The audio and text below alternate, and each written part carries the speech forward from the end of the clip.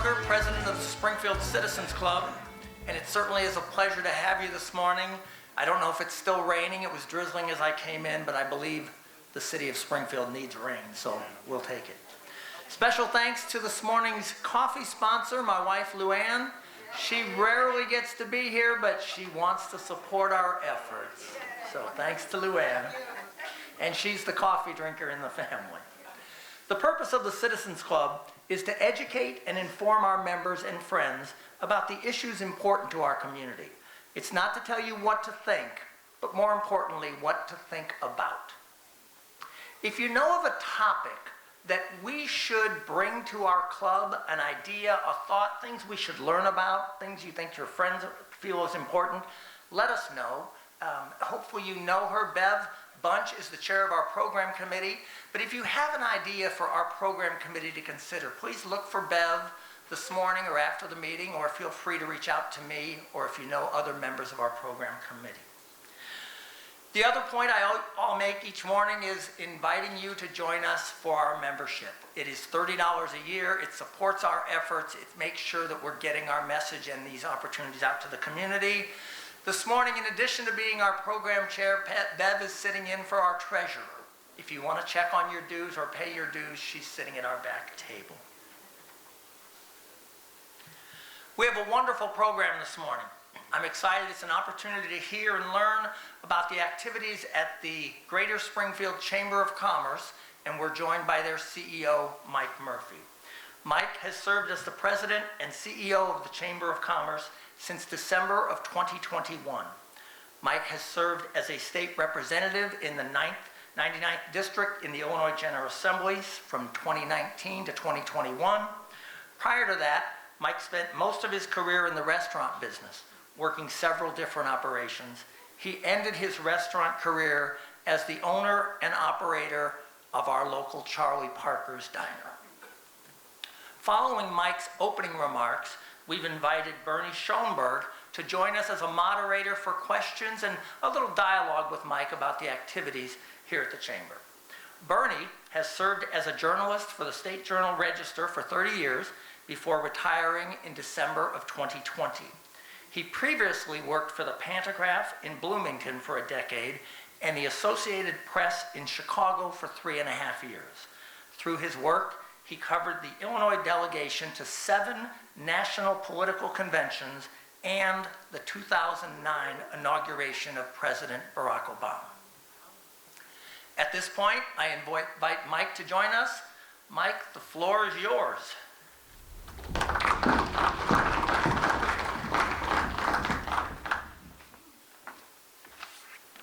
I got my stopwatch up here because John told me I only have 17 minutes. He was very precise on 17 minutes. I thought that was unusual, but I'm going to start it now, okay?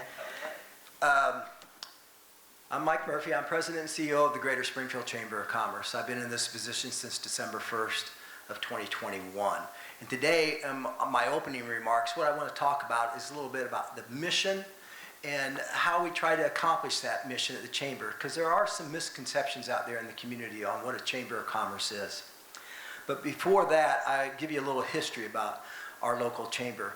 Our roots go back to 1869, where a group of businesses decided to form the Springfield Board of Trade. And over the years, it's taken on different forms and names, but in 1970, it became the Greater Springfield Chamber of Commerce, and it's been that ever since. We have 1,300 members in our local chamber, which makes us the 2nd largest chamber in the state of Illinois. And when you consider that we're the 7th largest municipality, I think it's something that we should be very proud of, that we have a vibrant business community that supports the chamber to make us the 2nd largest in the state. Now, in regards to our mission is 9 words. I say it's easy to say, hard to do. Enhance our members' success and advocate on their behalf. I repeat that. Our mission is to enhance our members' success and advocate on their behalf. And how do we do that? Well, we try to do that every day. We try to bring that to life by 4 core functions. Those are advocacy, business resources and support, leadership, professional development, and visibilities and connections that matter. I'm going to give you some examples of what we do every day to bring those 4 core values to life to allow us to do our mission. In regards to advocacy, just last week we had our elected officials reception.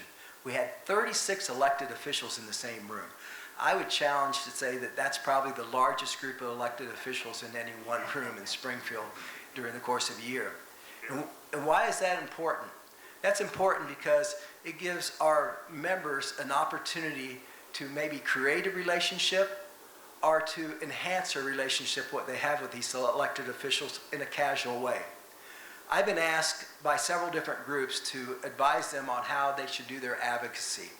And one thing I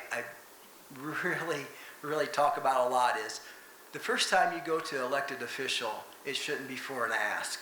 You should try to have some type of relationship prior to that. And our elected official events and other events allows our members to do that. Earlier this year, we partnered with the Springfield Sangamon Growth Alliance and had a Washington, D.C. fly-in where 12 members of the community was able to meet with all of our congressional delegations and their staff to talk about ongoing projects that they have helped us with in the past and several new projects that we would like for to be there to help us in the future. It was an amazing trip. We had a gentleman from the U.S. Chamber join us, and at the end of it, he says, I've been on several fly-ins, and I've never been on a better fly-in. The engagement between your members and the congressional delegation was something I've never seen. He said, normally the meetings are 10 to 15 minutes. We had 50 minutes with Senator Durbin. We had 2.5 hours with Congresswoman Baczynski. And so he was just amazed with that. Those are very important because the federal involvement on projects like the rail relocation is critical.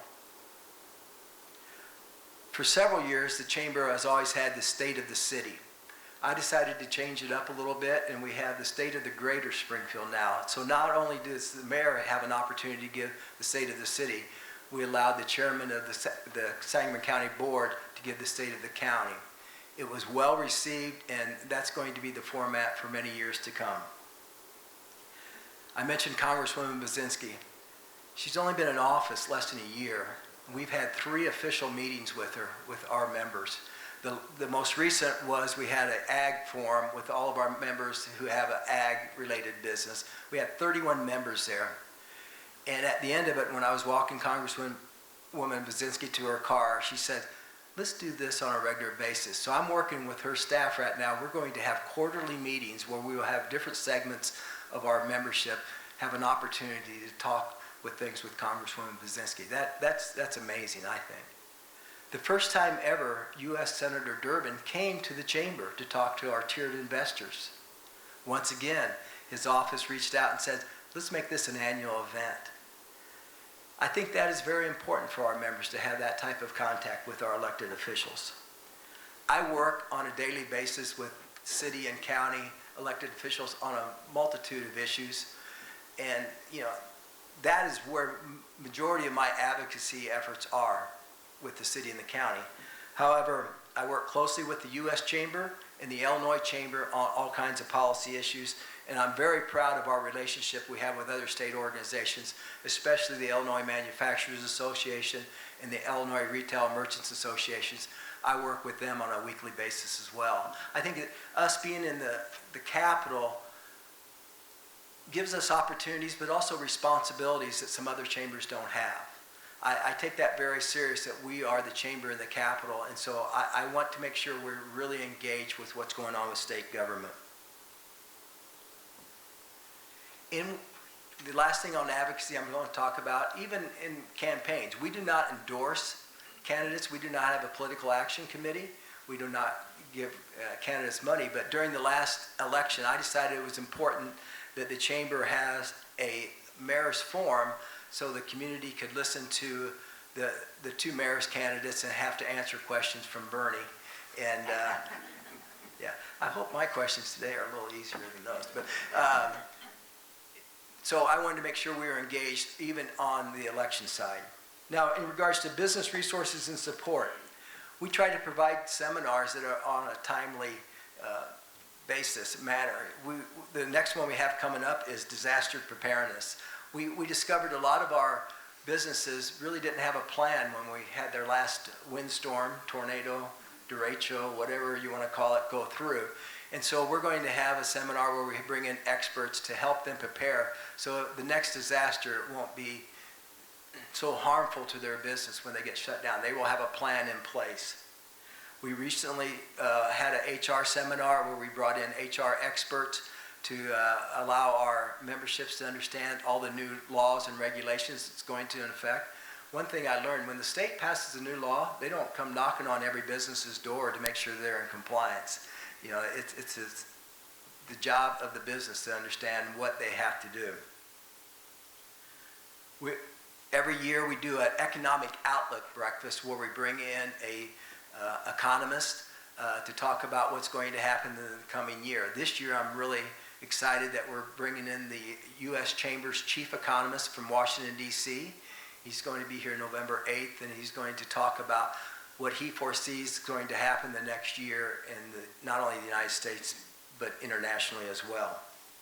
We also do job fairs. I think job fairs are very important, not only for our businesses to be able to make sure they have enough workers, but one thing, if you talk to me a lot, you're going to hear me, the thing that I love is opportunities. I'm standing here because of opportunities, and I know that. And I think it's important we give people opportunities. And that first job, that second job, you know, is so important to make sure that they have an opportunity to live the best life possible. And that's why I'm excited about a job fair. When I see some people coming in, one young lady came in, she was really kind of down and nervous. I talked to her. She left, she was excited. She had like 6 or 7 contacts that she made, and I thought, that made my day. And so, you know, that's why I love job fairs. Each week we do an electronic version of what we call the brief, in which we send out to all of our members to keep them updated on the happenings, and not only in government, what's going on locally in business. And 6 times a year we do a publication that we mail out to all of our members with Update Magazine. Once again, it has articles in there about items that they need to know, whether it's regulations or the changes, but also on what's going on locally. Leadership and professional development. The number one thing we do here, without a doubt, is called Leadership Springfield. We probably have some Leadership Springfield graduates in the audience today. I see my niece out there. I know she's one. So, and it's a great program. Yesterday we had, it was our 3rd week of a 14-week program, where this year we have 42 participants going through. We will be at different locations each week where they have opportunities to learn not only from local leaders, but also, like yesterday, we brought in Dale Carnegie, and it was a tremendous program on leadership. And next week we're having our first CEO panel, which I'm really excited about, where they get to listen to the CEOs, not talk about their business, talk about them, on how they got to where they are. And I think that's so important to be able to give that information to our young leaders and help them, you know, replace them one day. We've also started a young professional program. It just started this last February. It's made up of 20s and 30s. However, if you're out there and a little bit older than 20s or 30s, but you feel like you're 20 and 30, you can go to their events. And when I started it, and when I told them, I said, I want you to accomplish 3 things. I want you to make sure you have networking opportunities. She said, so yeah, go out and have a beer together. But I also want to make sure we provide professional development opportunities, and so we brought in speakers and seminars for them. And the 3rd thing is, I said, you got to have an aspect of community service, because I don't want you to live in the community, I want you to be part of the community. And they're working right now on a professional clothing drive, in which will allow people to give maybe some clothes that you no longer wear, that will give somebody an opportunity in their interview to make a good impression. We've also done nationwide seminars such as John Maxwell. We pivoted a little bit away from John Maxwell, and we're working on what to do, but I always want to bring in some outside knowledge and to learn from them as well. And the last thing in regards to professional development I was talking about is we just started this year a UIS business scholarship, a chamber business scholarship. And I hope that we give it to a young person who will enjoy not only being educated in Springfield, but maybe want to decide to live in Springfield as well. We have the opportunity to meet with them and talk with them, and I am going to be selling Springfield when I talk and meet with them. And so I'm excited about that as well, and we're looking to expand that program. Matter of fact, the first event is this Saturday night. It's a sold-out concert at Nob Hill. We're part of the, whoops. I will hurry up. I only gave myself 12 minutes there, so I knew I had a little time. But Nob Hill has graciously agreed to give us part of their proceeds. And what I want to do is I want to try to build up this scholarship fund so we can offer some scholarships to students at Lincoln Land who might not be in a degree program, but a certification program as well. Visibility and connections that matter. This is what you guys probably most know us for. Things like the gala, where we have about 750 people there once a year to talk about what the Chamber's done, and we have an opportunity to give out some awards. Our corporate cup golf outing is sold out every year. It's a 2-day golf outing. We do the Small Business Awards, which is really a great day for me, although I was nominated twice and never won. I don't know why I like that day. But where we get to award some, or recognize some small businesses and also some not-for-profits who do some amazing things in the community. I look out here and I see Compass for Kids right now, and they were a recipient of the award last year, and I'm very proud of that. Shoes, Brews, and Biz. It's a fun night. You know, I talked about, I think it's fun for the Rice people to go out and have a beer. Well, we do that as well on Shoes, Brews, and Beers night. Ribbon cuttings. Then we have our 2 networking events, the morning one, Coffee and Connections, and the evening one, Chamber on Tap. So those are how we try to bring our mission to life. And what are my challenges? Well, I'm going to read you some of the things on why people are not engaged in the Chamber. Okay? Because they get nothing out of it, because they cannot attend meetings, because they haven't time to be active, because they are not interested, because they have a grievance, probably with me, because they object to actions taken, probably by me, because they can't afford it.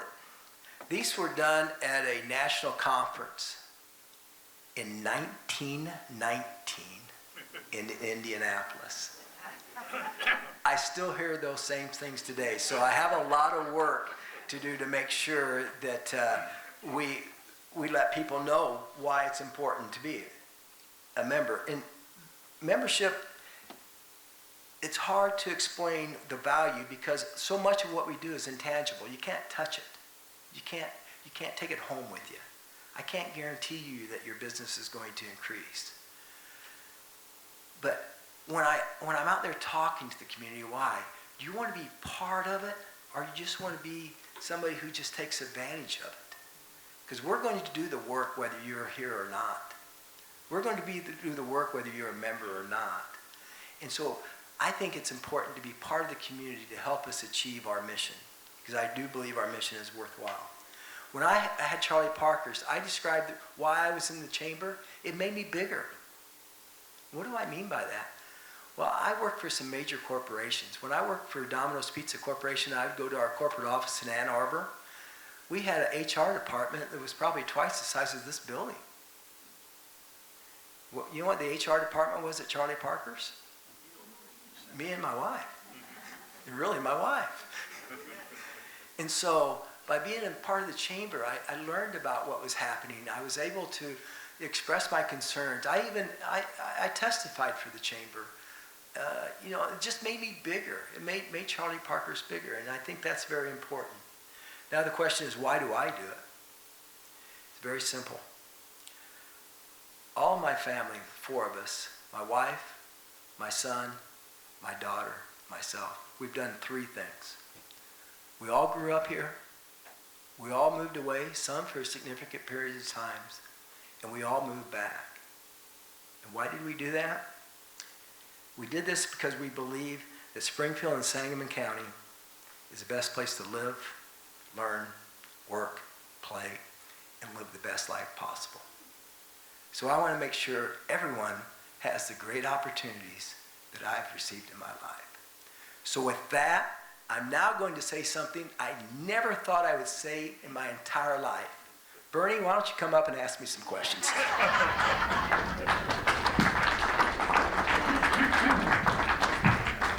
Thank you. Thank you, Mike. This is fun. You're not running for anything, are you? No, I'm not. Right. There's two things my wife says I'm not going to do.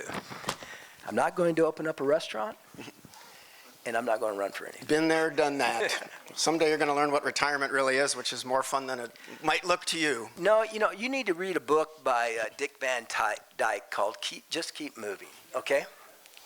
Okay, that's next on the agenda. Okay, first question, Mike. Okay.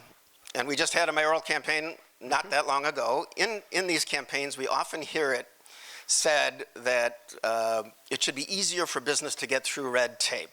The one-stop shop ideal in founding a business is often talked about. Any change noticed since Mayor Busher took over from Mayor Langfelder? How's the city of Springfield doing? Well, I think so. One thing I left off on my notes was our Development Policy Council. We host this on a monthly basis, and it's made up of the city, the county, the Regional Planning Commission, some contractors, and engineers. And the sole purpose is to try to improve the zoning and permitting in this area. And I would tell you, it's tough. I really have heard this way too many times from people who do business all around the state and the country. Springfield's not an easy place to do business in, to bring a business. I'm excited that the new administration is receptive to listening. And I know it's not a light switch that you just switch, but I always said we need to find ways to say yes. And I'm not asking anybody to ever do anything, cut a corner or anything like that. What I mean by that is a lot of times coming out of City Hall, they say no and they just turn their back. And it's up to the business to figure it out. Where in other communities, they say, no, you can't do that, but let's figure this out. And I think we need to be a lot more proactive and have a lot more customer service attitude, especially in zoning and permitting. But to answer your question, yes, I think we're moving forward. Baby steps, but it's going in the right direction. Okay. Another big issue for the whole community that's come up again, that's been around for half a century. The Army Corps of Engineers is again going to be considering if we should build a second lake. Do you or does your organization have an opinion on if we should go forward with that? Yeah, this is interesting for me because I changed my personal position on this. I wasn't sure that we needed to move forward with it, but after talking with Doug Brown and his staff out there and doing some other research, I think there is a need for it. I was wondering why we couldn't use, the lake in Pawnee, San Chris, as a secondary, and they told me it doesn't recharge very rapidly. And in the 50-year plan, it shows that we will have a need for water. And so a lot of people are saying, well, let's dredge up Lake Springfield. It hasn't been done since 1980. It would cost twice as much to dredge up Lake Springfield as it would to build Lake 2. And then we would also be missing out on some recreational opportunities and some other things as far as quality of life. So the Chamber's position is, yes, we are supporting Lake 2. Okay, and does that just get advocated?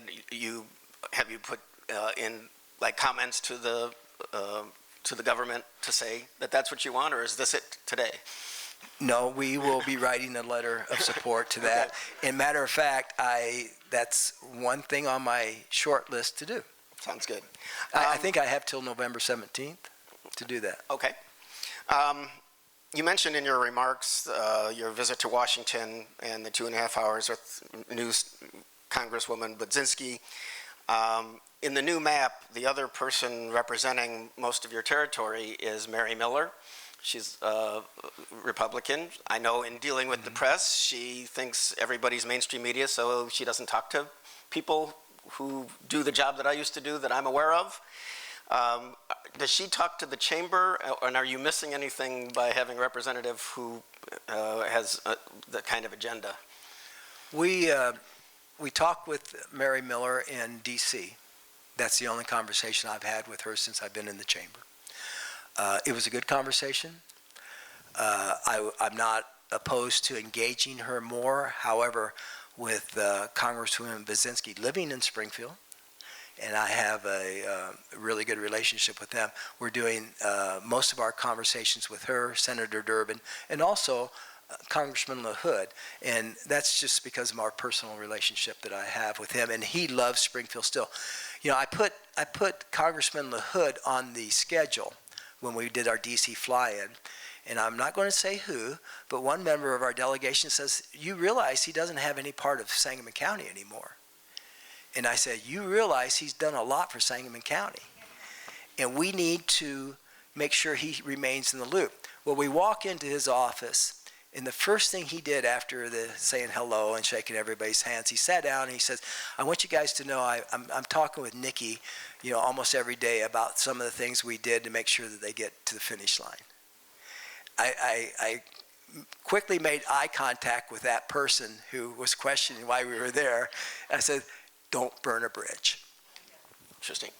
Let's move to the state legislature, because I know you used to be a legislator. You talk about the importance of business people having relationships with legislators. So looking at the new map and trying to figure it out, as I did every 10 years for a while, we've got Senator Steve McClure, Doris Turner, Sally Turner. We've got Representatives Sue Scher, Mike Coffey, Wayne Rosenthal. Both parties represented.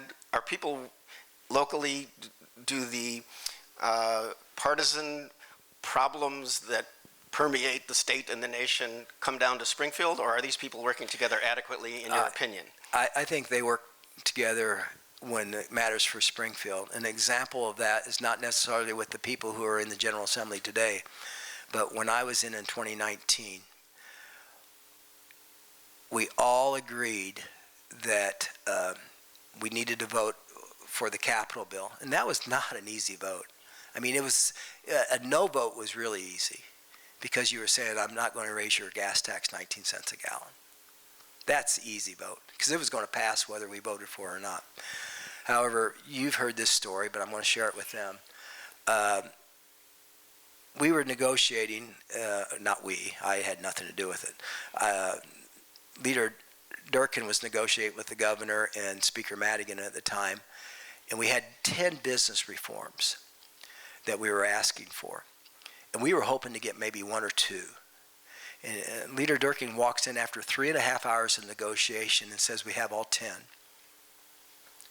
He goes, but we have to put 10 votes on the budget, which, in my opinion, wasn't a very good budget.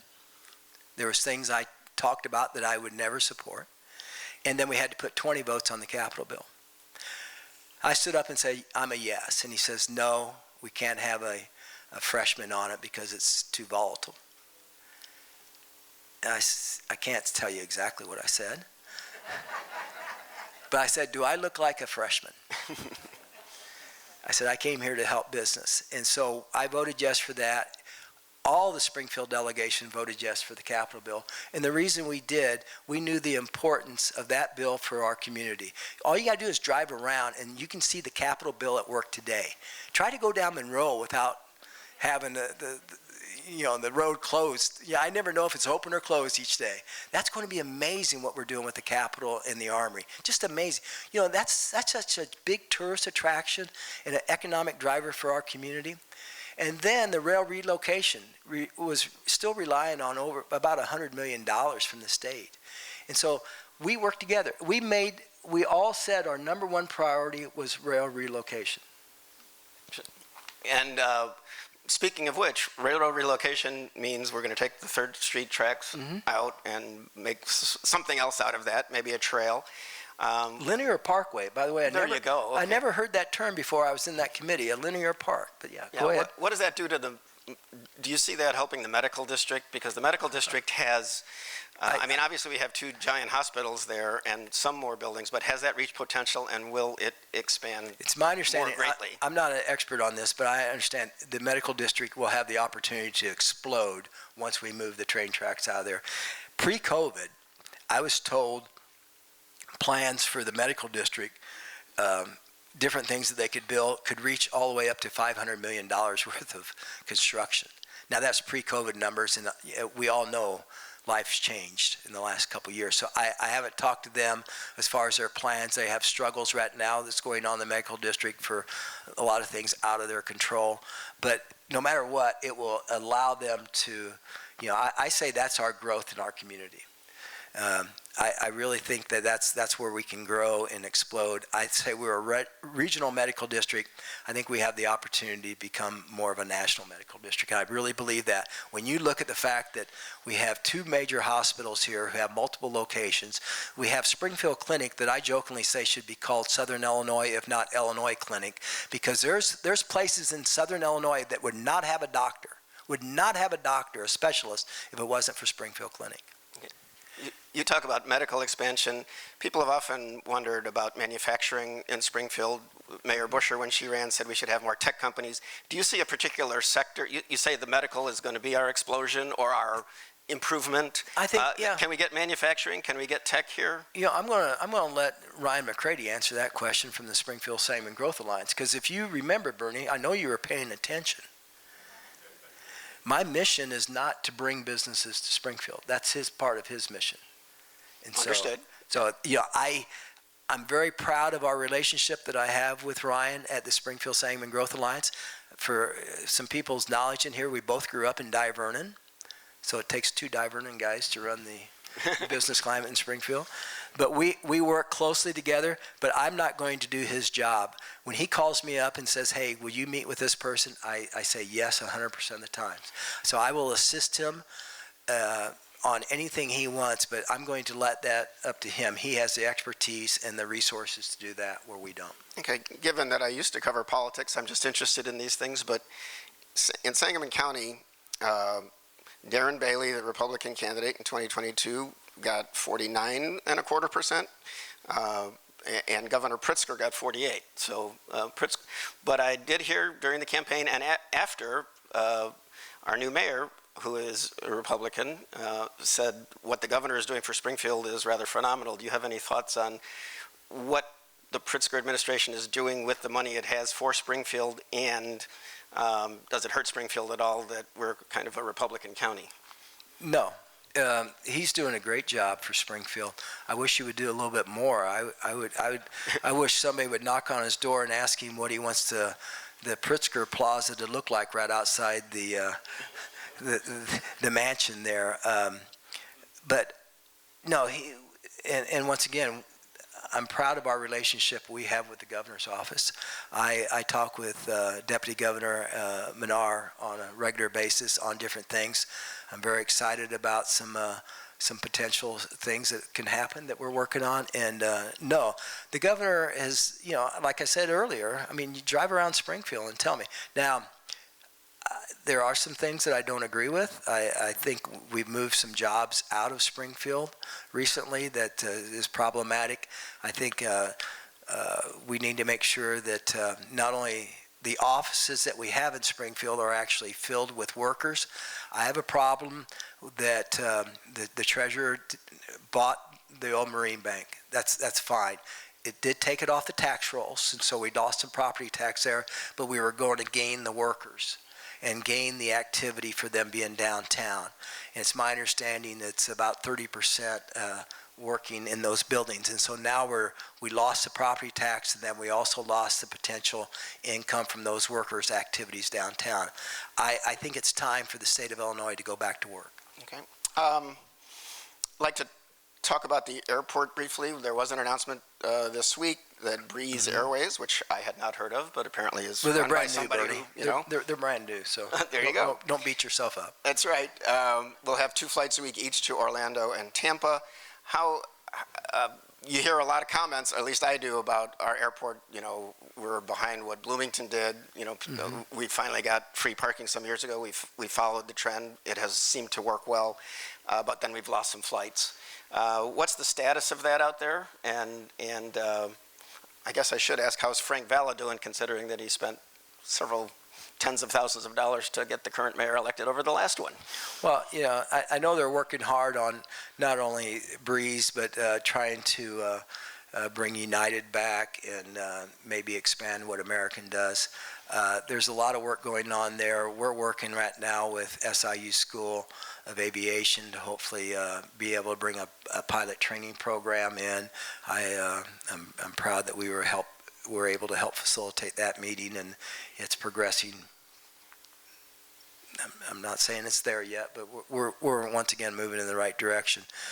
The airport, if anybody hasn't been out there, please go out there. It's a great asset. We just got to figure out how to utilize it more. But I do know that they're working constantly on it. Understood. Let's see. The downtown, would it be more you or Ryan McCready to say, how can we get more stuff happening downtown? Or is that really important? We have a lot of, development here. Kayla, you want to come up? How's it going? What's the chamber doing to try to fill some of those businesses down, or those? Well, once again, that's not necessarily our mission. Okay. We got Downtown Springfield Inc. that does a tremendous job. They're working hard all the time. It's a tough one. It's not just Springfield. I was just in Salt Lake City, and downtown Springfield looks vibrant compared to downtown Salt Lake City. When you travel, it's just, I read some place where Seattle has like 18% occupancy right now in downtown. So it's not just a challenge for Springfield. There are some towns, however, having said that, there are some towns that seem to be doing well. So I hope that, but we need, we have some anchors down there, once again, that aren't showing up. We need that treasurer's building to be full every day to help the downtown restaurants. And development of East Springfield, again, is that part of your portfolio, or are you satisfied with where things are? Because that's always been discussion in Springfield. that's always on my agenda because of what I talked about opportunities. It really bothers me that not everybody has the opportunities that I had. And I think we got to figure out a way to level the playing field on that. And we got to make sure that if somebody wants to be able to start a business, that they can. That's why I'm excited about what Dominic Watson's doing at CAP 1908. They're on South Grand and 11th Street, I think. And Kevin Luss from the Small Business Administration, they're going to embed 2 workers there. And I think that's going to be huge to be able to help these people who have an idea and have a dream fulfill it. And so that's something, even though, I stray personally a little bit away from our mission to try to get to help in that area, because I think it's very important. Okay. 2 quick personal things, Okay. or kind of personal, Okay. before we get to audience questions, which are always the best. He probably had a problem with his omelet one day. Go ahead. No, but I never did order the giant pancake, sorry. You left the legislature after a new map was drawn, partly because you were drawn in with your friend and colleague Avery Bourne, but then she ran for lieutenant governor in a primary and lost. Do you have any regrets about leaving the Illinois House? Would you rather be there or here? No, I don't have any regrets. The way it happened, I accepted the position. A week later, Avery called me the night before it was going to be announced and says, "Is there any way you can tell them no and stay and run?" I said, no, I gave him my word. I'm excited about moving forward. Having said that, do I miss being in the General Assembly? Yes. However, do I love what I'm doing today? Yes. I'm very, very, very blessed. If you would have asked 9 or 10-year-old or 12 or 16-year-old Mike Murphy what he was going to do in life, I had no idea that I would have the tremendous opportunities that I did. And that's, when you look back on it, the really great things that's happened to me professionally are because of the people of Springfield. And if I didn't stay here and try to help the people of Springfield, I wouldn't be a good person. My last question before we open it up. I believe you have, and I actually know this, you have an odd habit of bicycling across Iowa each year. Why do you do this, and what's the farthest you've ridden in a day? Okay, the reason I do it, and some of you will know this, but I weighed 270 pounds, actually 268 at one time, and I was coming back from Hilton Head, where we love to vacation, and we ride bicycles there. And I told my wife, I said, you know what? I think I'm going to buy a bicycle and start riding the new trails, because this was 16 years ago, and so the trails were relatively new at the time. So I went out and bought a bike, and then a good friend of mine says, "Oh, you're biking, you should do RAGBRAI." I have no idea what RAGBRAI was. And it's a 7-day bicycle ride across Iowa. And so in 2008, I did it for the first time and weighed 200 pounds when I did it and cried the last 5 miles. And then I almost wrecked when I saw my wife, who I didn't think was going to be at the end, holding up a sign congratulating me. So why do I do it? I do it because I know I have to have a goal. I have to have a reason. If I don't have a week-long bike ride to train for, I won't train. I love riding bikes. That week, I recommend anyone needs to do RAGBRAI one time, just especially if you think that America doesn't have a chance. Because when you ride across Iowa and meet the people of Iowa for that week, you will feel so good about, our country. I know that sounds corny, but you got to do it. You got to believe me. These people opened up their hearts, their towns, everything to us, and it's just tremendous.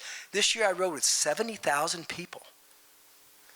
Now that was a little problematic at times, but so, I did announce it's my last RAGBRAI, but it's not my last week-long ride. I just decided that I'm turning 70 next month and I shouldn't sleep in a tent anymore.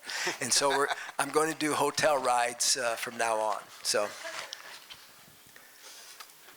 I'm glad I asked. well, thank you. Yeah, thank you. Before we quickly turn it to questions, Norm Sims has a microphone. Do they still have the Iowa chops? Yes, they do. It's Mr. Pork Chops, and I would do their marketing, but it would blow everyone's ears out. But they have a man who stands on the side of the road and just yells, "Pork, chop, chop, chop, chop, chop," and you stop. I've only had one because they're so big, and then you get on your bike and you got to ride another 30, 40 miles. Because these rides, we average about 70 miles a day on the ride. I used to have a pork chop every morning. That was my breakfast in the years that I rode RAGBRAI. Norm, where are you at? And what kind of questions do we have for Mike or Bernie since he's up here? Yeah. Please ask Bernie some questions. Here, I got a question for Bernie. Bernie, when are you going to re-enter the workforce and so we can have your great reporting and keep our elected officials accountable? My home life is more important. No, just thank you. We have some fine reporters working. There just aren't enough of them, and hopefully they'll continue to do the job. And I think this is work today, isn't it? We're reporting right here. In fact, there's a question in the back. Hi, Mike. I was wondering, I recently was approached by the Illinois Chamber of Commerce to ask for a membership. And so I was wondering, one, what your thoughts are on the Illinois Chamber of Commerce, and two, if our local chamber has interaction with that group. Yeah, we have a lot of interaction with that group, Chris. I work closely with them. I actually, my first interaction with them was when I had Charlie Parker's. I testified for them in front of the Senate and the House in regards to legislation. We work with them closely. Do our missions overlap? I would say yes. However, they're able to do some things on a larger scale than what we do. I try to support them as much as possible in regards to state lobbying. I do some lobbying on my own, but most of my lobbying in regards to the state is through them. I know that they're getting ready to announce their new, or they're in the search for their new president. Unfortunately, Todd Meisch passed away unexpectedly earlier this year, and so they're in the process of getting a new leader. But they do a lot of good work, and they have a lot of presence north of I-80 that is challenging for the Springfield Chamber to have. Any other question? Because I get to ask one, and he doesn't want that. Okay.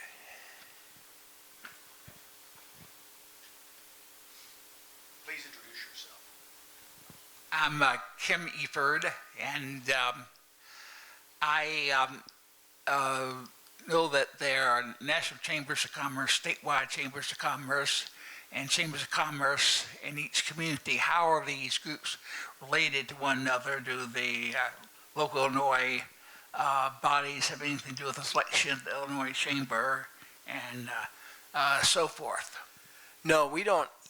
We're a member of the Illinois and the U.S. Chamber, but not all chambers are. Matter of fact, just yesterday I was looking at the directory. There's, I think, 332 chambers in the state of Illinois, and not all of them are members of the Illinois Chamber or the U.S. Chamber. So I don't have anything to do with determining their mission, their policies, and so there's times I don't support some things that they support. However, that's the exception. Question up front. Jane Ford. Mike, Governor Pritzker, through his homeless task force, has earmarked money for homelessness throughout the state. Springfield will get a significant amount, so Heartland Housed will be able to do more with housing for the homeless. How does the homeless issue impact the business environment and the businesses that are your members? Sure. Well, the first thing I think of when homelessness is lack of opportunity. If somebody's homeless, they need some more opportunities to change that. And I know that's not the case 100% of the time. There are certain individuals out there that is their desired lifestyle. I don't understand that, but I've been told that's the case. So we will not get rid of homelessness to 100%. That's something that I've been told.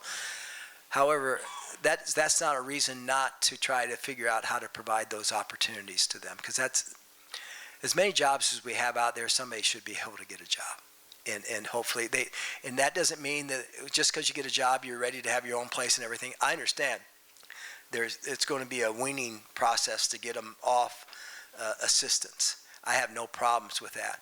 Matter of fact, one thing I was trying to figure out how to do as a representative was if somebody's receiving unemployment and their situation is they couldn't accept some jobs because they lose all their unemployment and they would be status quo, if not maybe a little behind. I was trying to figure out how to have a graduated way to get them off unemployment. So if you're receiving, I'm just going to throw out a number out, $1,000, and now you're making, $1,000. Don't take that whole 1,000 away from them. Maybe take 500. You know what I'm saying, and wean them off that to give them incentive to advance themselves. Now, so that's my first. When I think of homelessness, that's the first thing that comes to my mind is we need to do a better job figuring out how to provide opportunities for them so they won't be in that situation. Now, on the other aspect, I got to say, it's not good for business.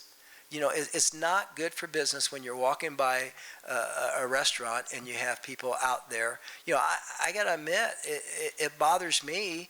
I've been approached a couple different times. I remember I went to Jesse White's retirement party, and I thought I'm just going to walk over there from my office. My office at 5th and Capitol. The party was at the Wyndham. I'm just going to walk over there rather than try to drive and find a parking place. And when I returned that night, I was approached by 3 different individuals, and it wasn't a comfortable situation for me. And so the businesses, have to have a legitimate concern. And that doesn't mean that they're a bad person, they don't care about homelessness. But it's not advantageous for a business to have that out in front of their storefront. Mike, a question to the back to your right. Sure. I'm John Allen. Good morning. John? Thanks for coming out, Mike. So what was the biggest lesson that you think you learned, that you learned during your time in the legislature, and how might that apply to what the work you're doing today? The biggest lesson I learned was the importance to be willing to make a difference, not just make a statement. I think we have too many people in politics today that are just concerned about the sound bite. And they make a statement and they get their constituents all excited and cheer for them. But then at the end of the day, where did the needle move? I took great pride in the fact that my name is on some really bad legislation. And you say, why is that? Because it was horrible legislation before I put my name on it. And that's the way the system works. I will remember this one piece of legislation they wanted that was just terrible. And I started just talking with them, and I said, we got to remove this, we got to remove that. And they said, would you be a co-sponsor? And I said, yeah, I would if we removed those things. So we started with a piece of legislation that was over here. I wanted it way over here, but I got it here. And so I was proud of that. I wasn't proud of the legislation necessarily, but I was proud of the fact that we moved it where it was at least tolerable. And we have too many people, and I took criticism in my own party for that. Matter of fact, I had a member who took out paid ads against me after I did something. And I went up to them and I said, you know, I want to sit at the adult table. You know, when we have Thanksgiving, we could have 40 people at Thanksgiving, and we have two tables, the adult table and the kids table. Kids tables, there's a lot of noise going on, there's a lot of activity, rackets, but guess what? Nothing's ever decided over there. I said, I want to sit at the adult table where things get done. I said, and that's the difference between me and you. I said, you want to make a statement and I want to make a difference. And so that's probably the biggest lesson I learned is you have to be willing to compromise. You have to be willing to work with people that you don't agree with. And you just got to try to get the best piece of legislation in your mind. And I understand, I really appreciate different opinions. God, I love that. I love the fact that we all don't think alike, because that would be scary if everyone thought like me. And so I appreciated those. Some of my best friends that I made in the General Assembly, if you look at our political views, we're 180 degrees opposite, but they're good people. So I think that's the biggest thing I learned. We need to have people in there who want to make a difference and not a statement. Mike, it'll be to your left, midway, as I get there. Sure, I'm Chris Richmond. I head a local not-for-profit. The Chamber's been fantastic with connecting my not-for-profit with professional resources that we need to get the job done. And I know, here in Springfield and Sangamon County, we've got a large number of not-for-profits, throughout the community. Can you maybe give us a little sense of the interplay that the Chamber has locally with not-for-profits in the community? Sure. I think we do a lot of good work with our not-for-profits. I talked about Leadership Springfield, and one of the missions of Leadership Springfield is we have those 42 individuals break up into groups, and they have a project, a group project, and it all is trying to help a not-for-profit. And it's a not-for-profit's suggestion, whatever. I wish I could remember what not-for-profit told me that they did a tremendous job last year, but I had one group said that they didn't have the bandwidth to do this study on what they were thinking about doing, and so they gave it to Leadership Springfield, and they did that. Chris, the other thing I think we do a good job with is, and not only just with not-for-profits, but I think an important part of my job is facilitating meetings, because I've been asked to be on up to 17 different steering groups, committees, and working groups, and I say yes every time. And somebody says, how do you have time? I say, well, that's my job. It's a job, my job to be there so the business community is represented. And I look out there and I see several of the groups that I'm on are represented today. And it's important that the business community is there. But by doing that, I learn, and then all of a sudden I'm able to connect two people. I did that twice last week. That was really cool, I thought. Got two nonprofits together that they knew about each other, but they didn't realize how much they needed each other. And so we do a lot of that. I think there's some people out here who will say that we try to help bring people to them that they might not have known that could help them out. Mike, as Mr. Microphone, I get to ask a question. Oh, no. Too. You mentioned the role of the Chamber in advocacy, and particularly on the regulatory side. I am reminded that some people may not know you have a history before you were with the Chamber. The last time you were here was as chair of the Citizens Efficiency Commission for Springfield Sangamon County, which made a number of recommendations on efficiency, effectiveness, how that could be improved in government. Has the Chamber taken up any of those recommendations, or might it take up some of those recommendations? Boy, I have to dust off the book to see if we're actually doing some of that work. I'm sure we are in a roundabout way, but I'd have to look at it a little closer to see how some of those might fit into our mission. But no, I can't answer that right off the top of my head that we are working on any of those particular initiatives. But that was a great 6 years. Here, Lisa. Lisa Stone. As a retiree, I'm asking, what does it cost to be a member of the chamber? Just, Okay.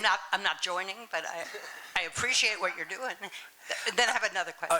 Our basic membership starts at $355 a year. Okay. What keeps you up at night of the things that you are engaged in? You know, I love that question, because when I talk to young kids, and I got that opportunity a lot when I was a state rep, I would tell them, go find something that you're passionate about. And I said, my definition of passion is it gets you up every now and then. I said, if you're sleeping really good every night and nothing bothers you, or you don't wake up with an idea, go find something else, because you're not passionate about it. And that's my opinion. So what keeps me up at night? The challenges that we have in the medical community, I think, it wakes me up every now and then, that how I can help them more. They're facing some reimbursement challenges that are out of my control, but we're going to try to advocate for them as much as we can, and make sure that our state and federal organizations that we work with know that that's a priority of ours. That keeps me up. The other thing that keeps me up on occasion is, am I doing enough? Sometimes it's I wake up and think, boy, I don't know if I moved the needle recently. And so that, I want to keep moving forward, and that bothers me. I talked earlier about, some people don't wonder about membership because it's intangible. Well, that's a problem for me too, because I'd like to be able to give you a shiny coin every day. And we can't do that. It's a long process. And so those things keep me up. But yes, I do wake up every now and then. I sleep pretty good, but I do wake up every now and then, so I know I'm in the right place. Mike, I have one question. You mentioned your age. You're a young 70. Have you begun to think about your extended tenure and future leadership at our Chamber of Commerce? Okay, I'm going to joke first, okay? During my interview process, one of the board members asked me, how long are you going to do this? And I said, is that a way for you asking me how old I am? And I jokingly told them, I said, well, when I was in the General Assembly, I was elected when I was 65 and got reelected twice, but I was planning on only running 5 times. So that would have let me leave at 75. And so I said, I will promise that I will try to stay here till I'm 75. We never know what tomorrow brings. But I would promise that. But I said, I also made a commitment to myself at 75, I'm really going to take a step back and decide what I really want to do with the rest of my life. I said the only thing I've ruled out was playing second base for the Cardinals. Everything else is still on the table. I think they need you. But in all seriousness, John, I'm blessed. Both my kids, I mentioned in my earlier, they live here. My son's my neighbor. We built a house across the street from him. I have my 13-year-old, my 10-year-old, and my 8-year-old grandson there. My daughter moved back. She couldn't find a house in the neighborhood, so she had to live 5 minutes away from us. She has twins, and then another, her son's getting ready to turn 2. All 6 of our grandkids are here. My wife's retired.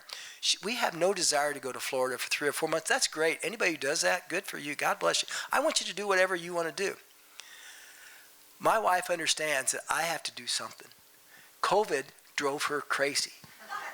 She kicked me out of the house. So I would go check on the 99th district. I would drive around for 3 hours. I'd come home, and she'd say, well, what's going on? I said, it's still closed. But, I'm blessed. My health is pretty good. My mind is no worse than it was 20 years ago. It's not great, but it's okay. And I want to be like Dick Van Dyke. I want to just keep on moving, okay? Great. Thank you. Thank you. Please join me in thanking Mike and Bernie for joining us.